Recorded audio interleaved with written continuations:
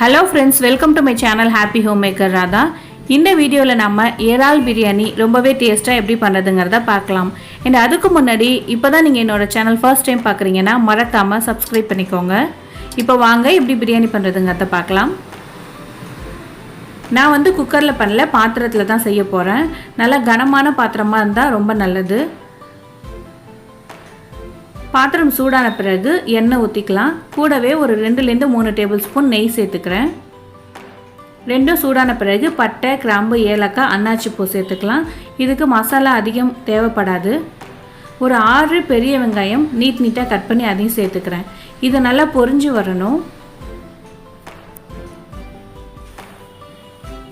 3/4 kilo அளவுக்கு நான் வந்து பிரியாணி பண்ணேன். அதுக்கான அளவு தான் நான் இப்போ சொல்லிட்டு இருக்கேன். இஞ்சி பூண்டு பேஸ்ட் சேர்த்துக்கலாம். ஒரு கைப்பிடி பூண்டு, ஒரு கைப்பிடி அளவுக்கு இஞ்சி, இதுதான் இதுக்கு அளவு. இதை லோ ஃப்ளேமில் வச்சிடலாம். இந்த டைமில் ஒரு கைப்பிடி புதினா, ஒரு கைப்பிடி அளவுக்கு கொத்தமல்லி தழை,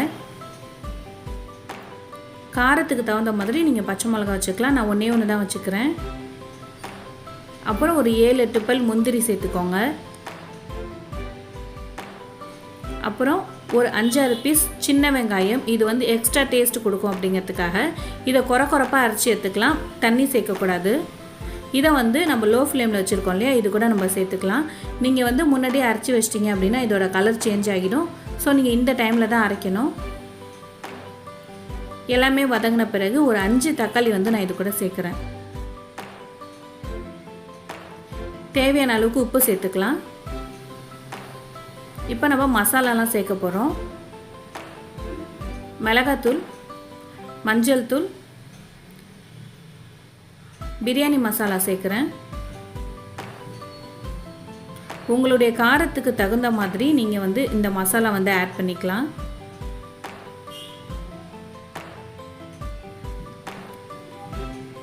ஒரு 1 டேபிள் ஸ்பூன் அளவுக்கு தயிர் சேர்க்குறேன். ஏன்னா இந்த ப்ரானில் வந்து ஸ்மெல் வராமல் இருக்கும். நல்லா சாஃப்டாகவும் வெந்திருக்கும், அதனால தான். இப்போது இறால் வந்து நான் நல்லா கழுவி மஞ்சத்தூள் உப்பு போட்டு கழுவி வச்சுருக்கோம். அதை வந்து இது கூட சேர்த்துக்கிறேன். 1/2 கிலோ அளவுக்கு இறால் எடுத்திருக்கேன். இப்போது இதை எல்லாத்தையும் மிக்ஸ் பண்ணி விட்டுட்டு ஒரு 2 மினிட்ஸ் வந்து நீங்கள் லோ ஃப்ளேமில் வச்சிங்க அப்படின்னா இது மாதிரி நல்லா மினுன்னு கொஞ்சம் கிரேவி மாதிரி வந்துடும். எண்ணெய் பிரிஞ்சு வர வரைக்கும் வெயிட் பண்ணணும். அதுக்கப்புறம் 1 கப் அரிசி எடுத்துருக்கீங்க அப்படின்னா 2 கப் அளவுக்கு தண்ணி நம்ம சேர்க்கணும்.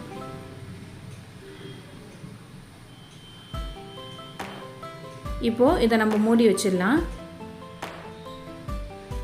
தண்ணி நல்லா கொதிக்குது. இந்த டைமில் வந்து நம்ம ரைஸ் சேர்த்துக்கலாம். நான் வந்து பச்சரிசியில் பிரியாணி அரிசி இருக்கும் இல்லையா, அதுதான் எடுத்திருக்கேன். நீங்கள் சீரக சம்பா, பாஸ்மதி எது வேணும்னாலும் எடுத்துக்கலாம். எல்லாத்துக்குமே வந்து நான் 1 கப் அரிசிக்கு 2 கப் தண்ணி தான் சேர்ப்பேன்.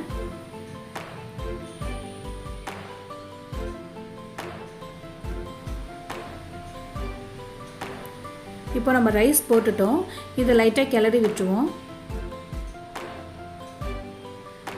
இறால் பிரியாணியில் எப்போவுமே மசாலா வந்து சேராது. நம்ம தம்மில் போட்டிருந்தோம் அப்படின்னா கூட எண்ணெய் தனியாகவும் ரைஸ் கொஞ்சம் தனியாகவும் தான் நிற்கும். அது என்ன பண்ணணுங்கிறத நான் காட்டுறேன். இப்போ வந்து நான் ஃபுல் ஃப்ளேமில் வச்சுருக்கேன். இது மாதிரி பபிள்ஸ் வர டைமில் க்ளோஸ் பண்ணி மூடி வச்சுட்டு ஒரு 10 மினிட்ஸ் கழித்து ஓப்பன் பண்ணிங்கன்னா இந்த ஸ்டேஜில் இருக்கும். அதாவது 3/4 பதம் அரிசி வெந்திருக்கும். கொஞ்சம் லைட்டாக வந்து அதில் தண்ணி நிற்கும்.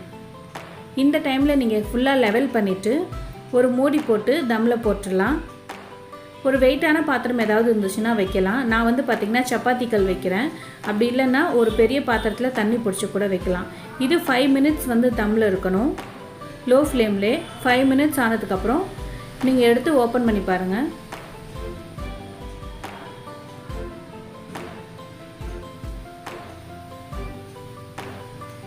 இப்போ பார்த்தீங்கன்னா நான் சொன்ன மாதிரி இறால் பிரியாணியில் வந்து மசாலா ஒன்று கூட ஒன்று சேராது. அதனால் வந்து நான் அகைன் கிளறி விடுறேன். கிளறி விட்டுட்டு லெவல் பண்ணி நான் மூடி வச்சிடுறேன். நம்ம சாப்பிடும் போது ஓப்பன் பண்ணி எடுத்தோன்னா ரொம்ப சூப்பரான இறால் பிரியாணி ரெடி ஆகிடும்.